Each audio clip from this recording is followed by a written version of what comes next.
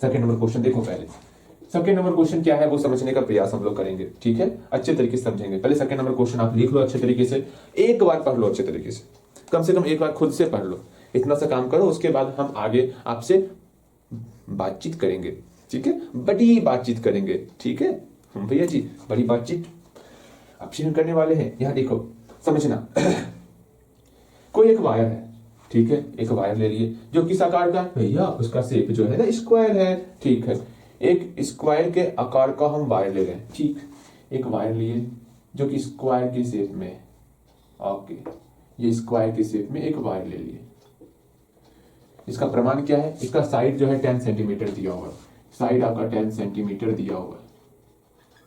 बोला गया है इफ द वायर, अगर इस वायर को हम रिबैंड कर रहे हैं इनटू ए रेक्टेंगल ऑफ, मतलब इसको रेक्टेंगल में रिबैंड कर रहे हैं, फिर से इसी वायर को हम लोग किसमें कन्वर्ट कर रहे हैं, रेक्टेंगल में कन्वर्ट कर रहे हैं, लो रेक्टेंगल में कन्वर्ट कर दिए, ठीक, रेक्टेंगल में कन्वर्ट कर दिए, ओके डन।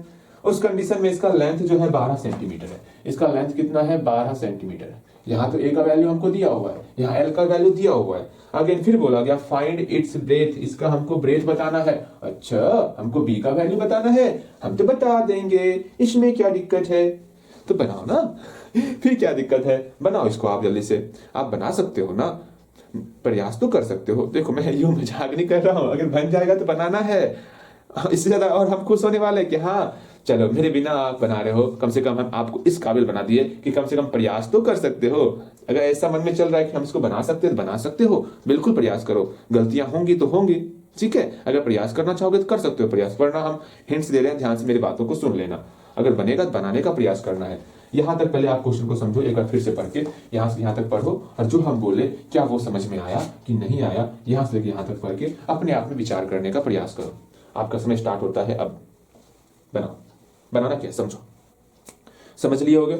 एक बार फिर से हम समझाते हैं, कोई वायर है, किस शेप का है, स्क्वायर के शेप का है, जिसका साइड 10 सेंटीमीटर है। कोई वायर है स्क्वायर के शेप का है, साइड 10 सेंटीमीटर है। मजा आ गया, समझ गए हम अच्छे तरीके से। फिर उसी वायर को हम लोग रिबैंड कर रहे हैं एक रेक्टेंगल के फॉर्म में, इसी वायर को फिर एक रेक्टेंगल के फॉर्म में क्या कर रहे हैं, रिबैंड कर रहे हैं, ठीक है भैया। तो उसका लेंथ आपका 12 सेंटीमीटर, लेंथ आपका 12 सेंटीमीटर, तो ब्रेथ बताना है क्या होगा, इसका चौड़ाई बताना है क्या होगा, बाद में इसके एरिया के बीच में कंपैरिजन भी करना है। मतलब हमको बताना क्या क्या है, हमको सिंपल से बताना है, इसका ब्रेथ बताना है, और क्या करना है, कंपैरिजन करना है, एरिया के बीच में क्या करना है, दोनों का एरिया निकाल लेना है और कंपैरिजन करना है। ओके भैया, मतलब एरिया निकालो, कौन किससे कितना ज्यादा है, बड़े में छोटे को घटा के समझ जाए कौन किससे कितना ज्यादा है। ठीक है, ये बातें हम समझ में आ गया क्या क्या करना है। तो आपको कैसे बनाना है वो समझो। पहले हमको इसका रेक्टेंगल के लिए और स्क्वायर दोनों आया है, दोनों के लिए पहले फॉर्मूला लिख लेंगे, बिल्कुल फॉर्मूला लिखेंगे। यहाँ पर कुछ इस प्रकार का निशान बनाओगे आप, ठीक है, बना लोगे निशान, बहुत सारी जगह है, हम चेक करने वाले हैं, परेशान मत होना। सिंपल सा यहाँ पहले रेक्टेंगल के लिए एरिया का फॉर्मूला, पेरीमीटर का फॉर्मूला और डायगोनल का फॉर्मूला, फिर स्क्वायर के लिए एरिया का फॉर्मूला, पेरीमीटर का फॉर्मूला और डायगोनल का फॉर्मूला। चलिए लिखो, उसके बाद ही आगे बढ़ना है, ध्यान में रखना, अगर नहीं लिखोगे ना दांत तोड़ देंगे, सही में दांत तोड़ देंगे। यहाँ देखो भैया जी, कहीं सही में दांत टूट गया, बताइए हम कैसे दिखेंगे, बताइए, ऐसे तो मत बोलिए। अच्छा ठीक है, चलो कोई बात नहीं, दांत नहीं तोड़ेंगे, ठीक। यहाँ देखो, एरिया, पेरीमीटर, डायगोनल, तीनों का तीनों फॉर्मूले आपको लिखने हैं। उम्मीद करते हैं आप लिख लिए होंगे, बिल्कुल आप लिखे होंगे। एरिया क्या होगा, लेंथ इंटू ब्रेथ। पेरीमीटर क्या होगा भैया, पेरीमीटर का 2 into L plus B. Diagonal का √L² प्लस बी स्क्वायर। यहाँ पर स्क्वायर के लिए एरिया का 4a² नहीं होगा भैया जी, a² होगा, चलो दिमाग आप लगा रहे हो। पेरीमीटर का 4a हो जाएगा, डायगोनल का आपका a√2 हो जाएगा। डन, बिल्कुल आप सही से फॉर्मूला लिख लिए होगे। अब यहाँ ध्यान दो, अब क्या करना है वो समझने का प्रयास करो। a यहाँ पर साइड है, l लेंथ है, b ब्रेथ है। अब यहाँ पर फर्स्ट ऑफ ऑल हमको क्या करना है, इसका ब्रेथ निकालना है। हाँ, ब्रेथ निकालने के लिए हमको रेक्टेंगल का पेरीमीटर निकालना होगा। समझो हम क्या कहना चाह रहे हैं, हमको ब्रेथ निकालना है, पहला काम हमको ब्रेथ निकालना है। ब्रेथ निकालने के लिए हमको ब्रेथ निकालने के लिए बी निकालने के लिए एल दिया हुआ है हमको, हाँ एल दिया हुआ है। ब्रेथ निकालना है, पेरीमीटर, इसका मतलब हमको पेरीमीटर निकालना होगा, ठीक है। इसका मतलब हमको रेक्टेंगल का जो है पेरीमीटर निकालना होगा, तब जाकर के हम ब्रेथ निकाल पाएंगे। बिल्कुल भैया, रेक्टेंगल का पेरीमीटर निकालना होगा। हम जानते हैं रेक्टेंगल का पेरीमीटर जो है ये स्क्वायर के पेरीमीटर के बराबर होता है। ये किसके बराबर बराबर होता है? रेक्टेंगल का पेरीमीटर बराबर होता ही नहीं, यहाँ चित्र में बराबर है, बिकॉज स्क्वायर को ही ना रीबैंड किया जा रहा है। हाँ भैया, स्क्वायर को ही रीबैंड किया जा रहा है, इसी को फिर से रेक्टेंगल में कन्वर्ट किया जा रहा है। अर्थात यहाँ पर पेरीमीटर ऑफ रेक्टेंगल किसके बराबर हो जाएगा? बोलिएगा, पेरीमीटर ऑफ स्क्वायर के बराबर हो जाएगा। हाँ भैया, इसके पेरीमीटर के बराबर हो जाएगा। एक बार फिर से समझो, हम एक बार फिर से समझाने का प्रयास करते हैं कि हमको ब्रेथ निकालना है, रेक्टेंगल के लिए हमको ब्रेथ निकालना है, लेंथ दिया हुआ है। तो सिंपल सा हम पेरीमीटर का फॉर्मूला जानते हैं कि अगर हम पेरीमीटर किसी प्रकार निकाल लेंगे और लेंथ दिया हुआ है तो ब्रेथ को अकेला कर लेंगे, बिल्कुल डन। लेकिन लेकिन लेकिन यहाँ पर हमको पेरीमीटर नहीं दिया हुआ है, लेकिन हमको इतना दिया हुआ है, पेरीमीटर ऑफ रेक्टेंगल जो है वो बराबर है यहाँ पर किसके बराबर है? पेरीमीटर ऑफ स्क्वायर के बराबर है। कैसे बराबर हुआ? क्योंकि इसी को रिबैंड कर रहे हैं। जैसे समझना है, जैसे समझो, अभी समझाए थे ना, ये आपका सिंपल सा स्क्वायर है। हाँ भैया, सिंपल सा स्क्वायर है यहाँ से लेके यहाँ तक। अब हम इसको जो है रिबैंड करेंगे, जैसे ही रिबैंड करेंगे इसको रेक्टेंगल में कन्वर्ट कर रहे हैं, तो आपका ये लेंथ तो सेम है ना, तार का लेंथ तो आपका सेम ही होने वाला है ना। जब तार का लेंथ सेम होने वाला है अर्थात पेरीमीटर तो सेम ही होगा, अर्थात जो पेरीमीटर आपका स्क्वायर का होने वाला वही पेरीमीटर आपका रेक्टेंगल का हो जाएगा। हाँ भैया डन, हम बातें समझ गए आपकी। अर्थात यहाँ पर हमको, मेरा पहला काम है पेरीमीटर ऑफ रेक्टेंगल निकालना। अगर पेरीमीटर ऑफ रेक्टेंगल निकाल लोगे आपका ब्रेथ निकल जाएगा। जैसे ही ब्रेथ निकाल लोगे आपको जो क्वेश्चन पूछा गया है वो आपको प्राप्त हो जाएगा। जी, यहाँ निकालते हैं, हियर पेरीमीटर ऑफ रेक्टेंगल निकालना है। पेरीमीटर ऑफ रेक्टेंगल कितना हो जाएगा? पेरीमीटर ऑफ रेक्टेंगल भैया, पेरीमीटर ऑफ रेक्टेंगल किसके बराबर होता है? पेरीमीटर ऑफ रेक्टेंगल जो है पेरीमीटर ऑफ स्क्वायर के यहाँ बराबर होगा, बिकॉज रिबैंड कर रहे हैं। सब जगह बराबर मत कर देना, इसको इस क्वेश्चन में ही बराबर करना है, बिकॉज यहाँ पर रिबैंड हो रहा, बार बोल रहे हैं पेरीमीटर ऑफ स्क्वायर। ठीक है, अब फॉर्मूला पुट करेंगे। पेरीमीटर ऑफ रेक्टेंगल क्या होता? भैया जी सुनिए ना मेरे प्यारे भैया, मेरे सबसे अच्छे भैया, पेरीमीटर ऑफ रेक्टेंगल का फॉर्मूला यहाँ पुट करो, पेरीमीटर ऑफ स्क्वायर का फॉर्मूला पुट करो।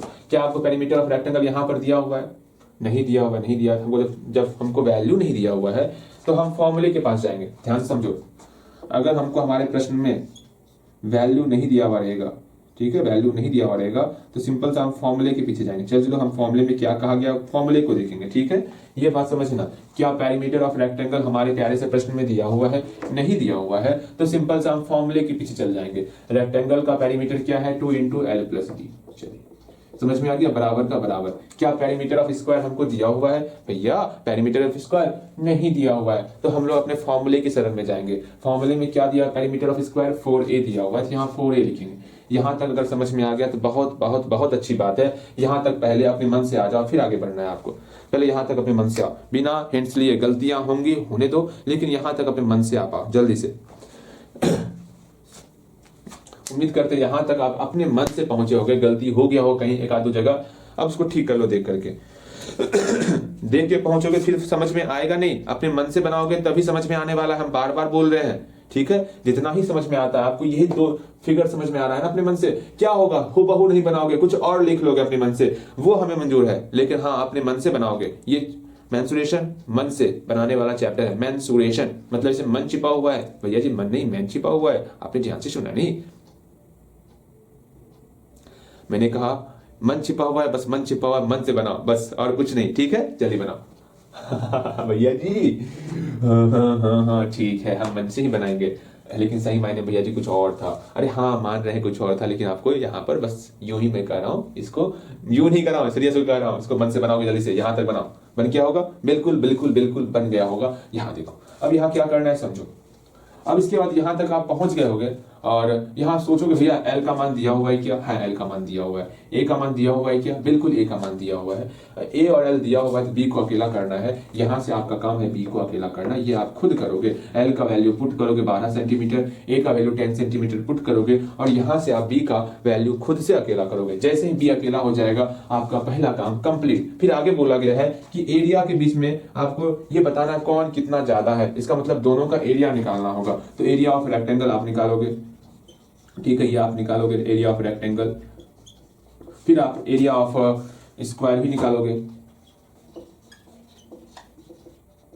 एरिया ऑफ रेक्टेंगल कितना होता है भैया? एरिया ऑफ रेक्टेंगल हमको नहीं दिया हुआ है तो हम फॉर्मूले के पीछे आएंगे।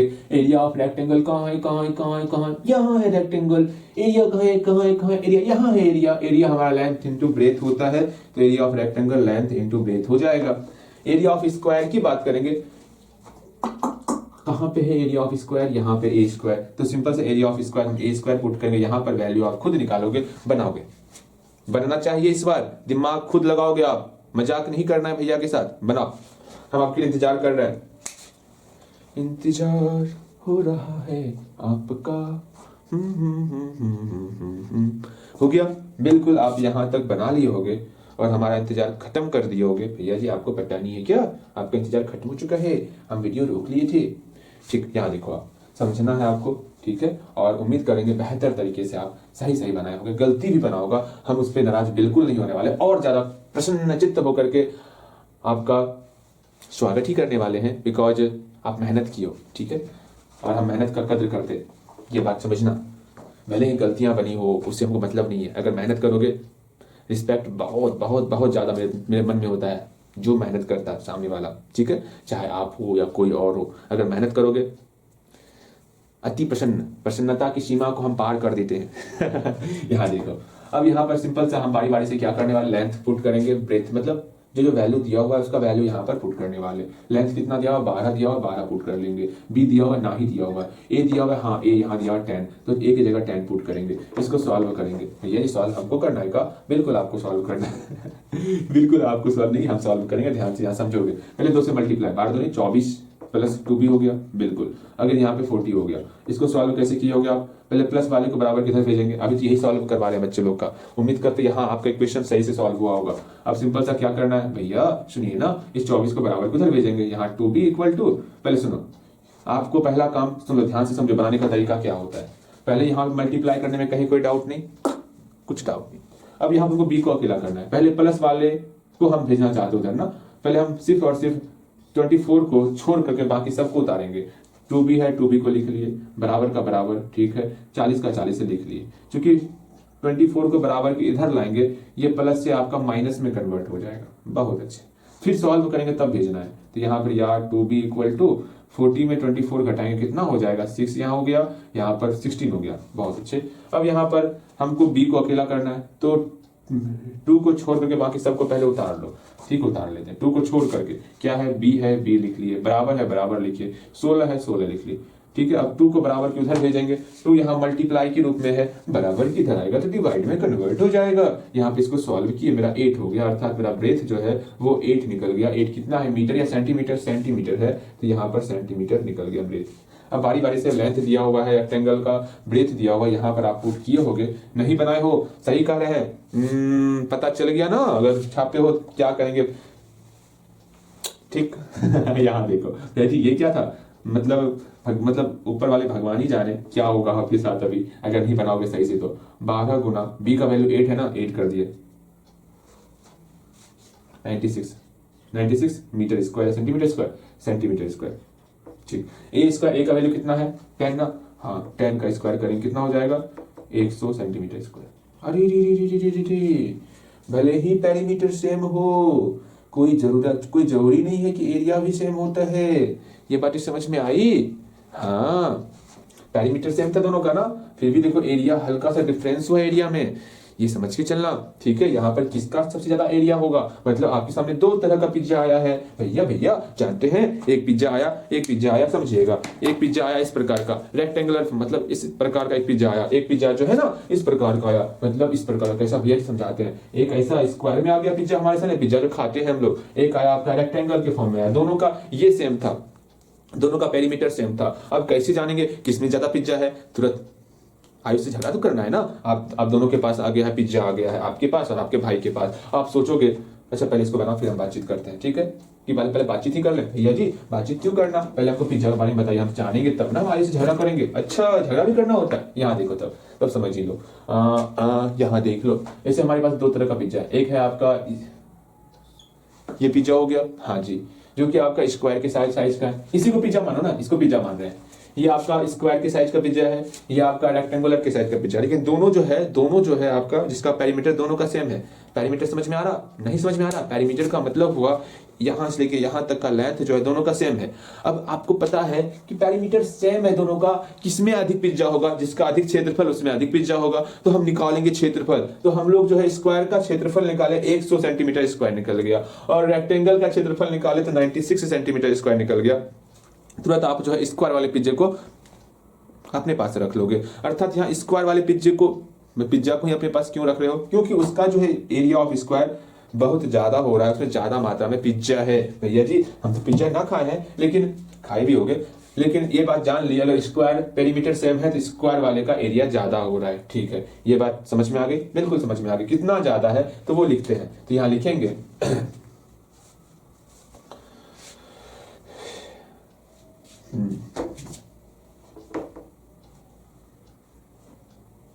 Area of square more than area of rectangle. ठीक है,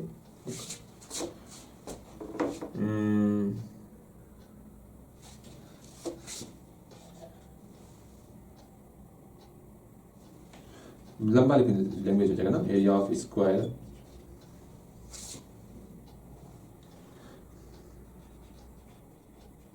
मोर देन